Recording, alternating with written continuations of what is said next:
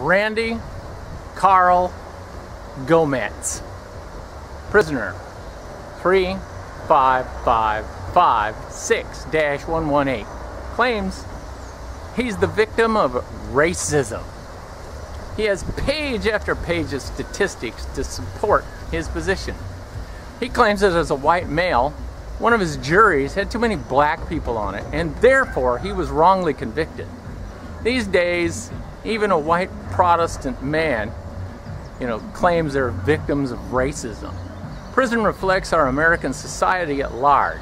Let me tell you the reality of what happened to that poor victim, Randy Gometz. He came into the federal system because of, 3 banks that he robbed. And they were federally insured. That's how he gets into the federal system. He was sentenced to 15 years for each bank robbery. Now you might think that means he has to spend 45 years in prison. But under the American system, he can serve all 3 at the same time. If he acted nice, he could have gotten out of prison in only 5 years. But Gometz's life of crime started when he was still a juvenile and had become a way of life for him. I knew Gometz at the Supermax USP Marion. Gometz spent years in Marion because he was incapable of living with other humans without hurting them. He's a very good example of a man who has no redeeming qualities and ability to live in a civilized society. He should have been put to death decades ago. Even today, he's too old and weak to kill people, so he fills his day with filing papers in court. I've heard him talk to other thugs and tell them to do anything they can to make the government spend more money. Gometz has devoted his life to spreading misery and hate because he's an angry psychopath who cares about nothing but himself. When Gometz isn't busy stealing, robbing, he tries to kill or help other people kill. He was first convicted in 1975 for that string of bank robberies. 5 years later, he assaulted a fellow inmate. In 1981, he assaulted a correctional officer. That got him sent to the Supermax prison, where I worked at for 23 years as a guard, correctional officer, whatever you want to call us. This video is brought to you in part by the following messages. My very good friend can help if you are facing a prison sentence. He might even be able to keep you from serving time. RDAP Dan has been to prison and knows what you're going through. He can help you and your attorney with techniques that you may not even be aware of. Sentencing is a complicated area of the law. You need an expert. RDAP Dan is that expert. For a free consultation, text the word KEY, that's K-E-Y, to 76626 and talk to the expert in sentence mitigation and reduction. The only thing you're risking is your freedom, so make that free, no obligation call. Text the word KEY to 76626 right now. You can call 24/7, so make that call right now. Let's take a little break here and explain something that some of my former co-workers get upset with me about. I use the word guard when describing myself rather than the correct term of correctional officer. The reason I say guard is that it's just a common use word. During the court case for the assault on a correctional officer in 1981, even the federal court used the term guard. If the judge, prosecutor, and the appellate courts use the word guard, then I have no problem identifying myself as such.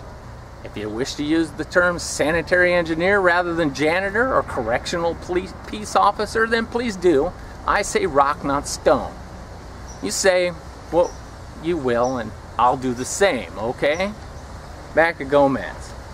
After his assault on the CO, he was sent to the control unit at Marion. This is the most secure cell block of the most secure prison in the entire nation. While in the control unit, he helped another inmate kill a correctional officer by helping the prisoner escape his cuffs and handing him the murder weapon. 2 officers died that day, and 2 more were seriously injured trying to protect the lives of their comrades. The heinous nature of this murder cannot be overstated. The murder victims were stabbed dozens of times. Their deaths were worse than anything you've ever seen in a slasher horror movie. Imagine, if you will, being locked inside the Amityville horror house with Freddy Krueger and Michael Myers. Think about that for a moment. How scary those movies were.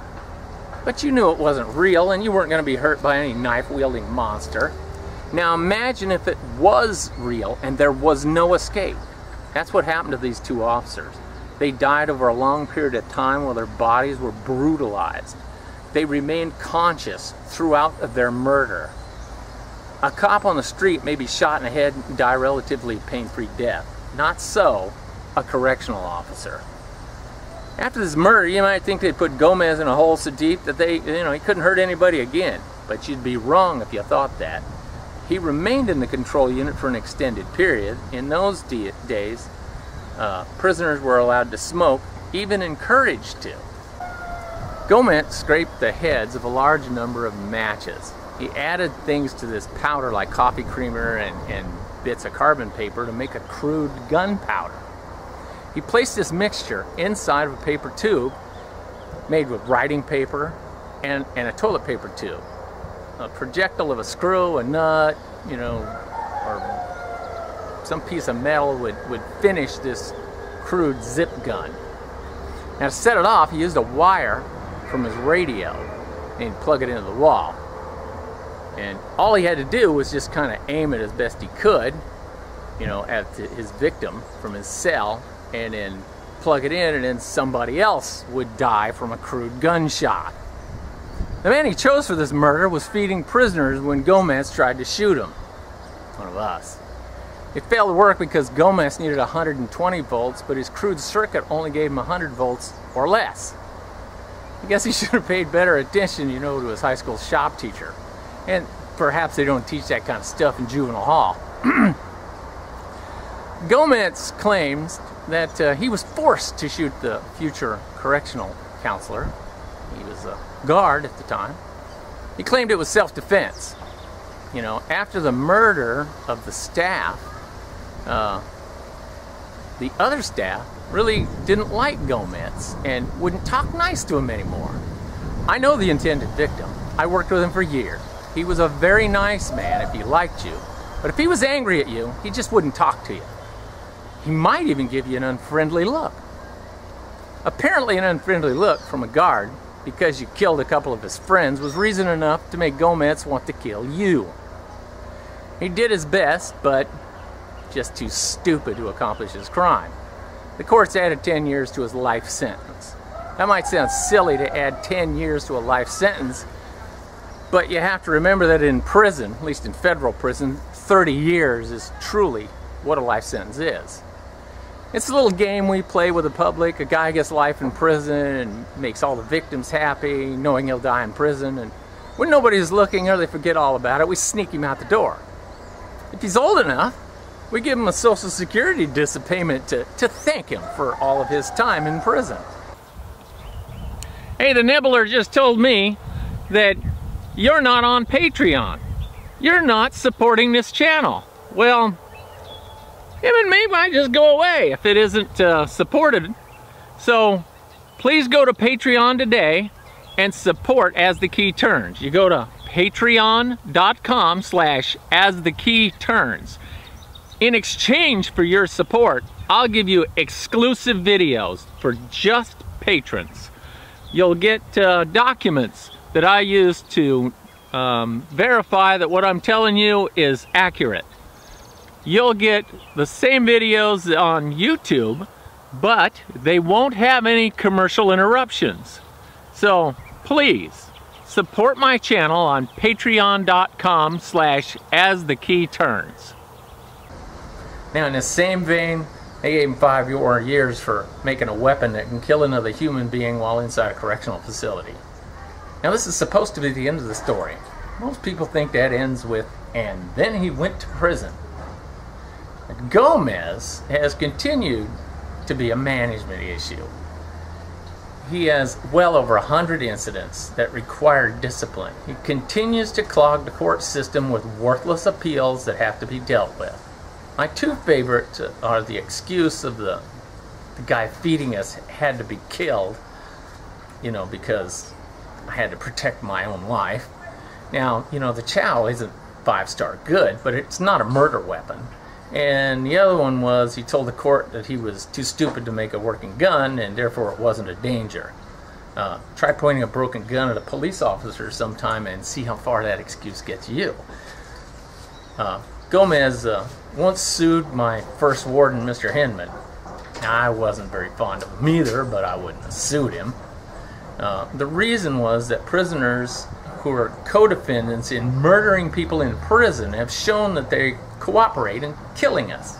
Now, as stupid as some of the policies, even in the Bureau of Prisons, they've seen the world, the wisdom in separating killers and not allowing them to devise new plans of murder and mayhem.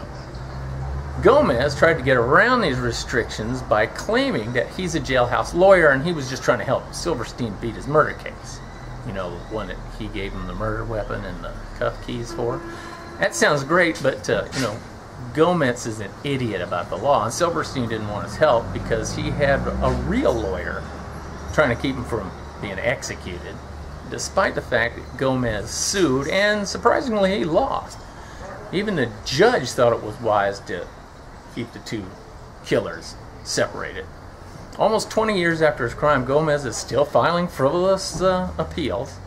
They're so badly written that the court tells him time and again to rewrite them. Finally, the court dismisses them until he can make a case that resembles something that might even make sense. Some of the reasons for using the court boggles my mind. In one of his better cases, he claims that a U.S. Marshal by the name of Caldwell beat him and conspired with prison guards to beat him again because he testified in federal court as a witness for the defense in a case involving the escape of 2 prisoners. According to Gometz, Deputy Caldwell attacked him in a holding cell with a couple of other U.S. Marshals. Then he called the prison and told them to rough him up again. When Gometz got back to Marion, he was subject to a routine search, which included a body cavity search because he'd been to the outside world. When he attacked the guards, they restrained him, and appropriate medical personnel performed the body cavity search on Gometz no matter how much he resisted. He even got the court to appoint him a free lawyer so he could sue the marshal and try to get a monetary award. This whole case fell apart when Gometz could provide no witness to any conspiracy, and even added that the prison had good reason to beat the hell out of him since he started the fight. What this behavior does is attempt to intimidate people like me into giving prisoners what they want to avoid being sued. This happens often. Several of my colleagues have spent thousands of dollars defending themselves against prisoner lawsuits. The government won't pay for my lawyer because the inmate claims that I did something outside the scope of my employment. That's the key phrase here. Conversely, the government will provide a lawyer paid for at taxpayer expense to the prisoner since he is alleging a criminal violation of his civil rights. I got a private insurance policy to protect me from this threat that I paid half the premium for, and the government paid the other half.